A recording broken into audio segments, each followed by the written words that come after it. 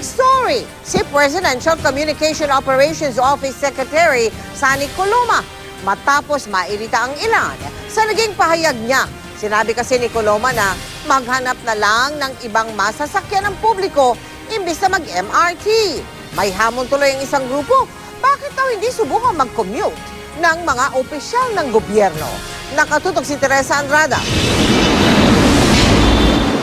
Sa hirap na dinaranas ng mga sumasakay sa MRT, may mga napikon sa sinabing ito kahapon ng isa sa tagapagsalita ni Pangulong Aquino. Yung MRT lang ba ang pwedeng sakyan doon sa mga rotang dinadaanan nito? Baka naman pwedeng matuklasan yung iba pang mga options. Alam natin na sa EDSA lang, libo-libo ang mga passenger buses. Nakakainis, nakakairita dahil hindi naman yun ang kasagutan ng problema eh. Nakakainis nga kasi dapat po damihan na lang nila yung MRT para yun nga po, hindi na lang po ganun yung nangyayari sa atin, sa bansa natin na yun nga po, nagkakasiksikan na nga po dahil sa kakulangan nga lang po ng MRT natin. Kanina, nagsorry si Secretary Sani Coloma. Tila iba raw kasi ang naging dating ng kanyang naging pahayag. Humihingi po kami ng paumanhin at pag-unawa sa ating mga kababayan sa kanilang dinaranas na sakripisyo araw-araw. Habang hinihintay ang pagdating ng mga bagong bagon, patuloy na sisikapin ng pamahalaan na maibsan ang problemang ito.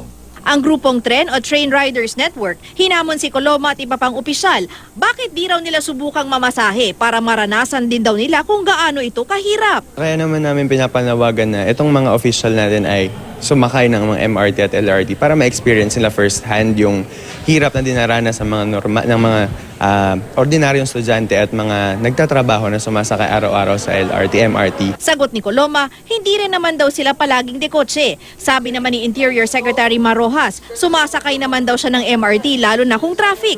Humihingi lang sila ng panahon para masolusyonan ang problema sa MRT. Hindi naman kinakailangan na ang Pangulo ay sumakay sa tren. Alam ng Pangulo yung problema ng tren, which is masikip masyado. I think bumili na ata sila ng dagdag na tren. Inaasahang darating ang mga bibilhing karagdagang bago ng MRT sa susunod pang taon. Teresa Andrada, Nakatutok, 24 Oras.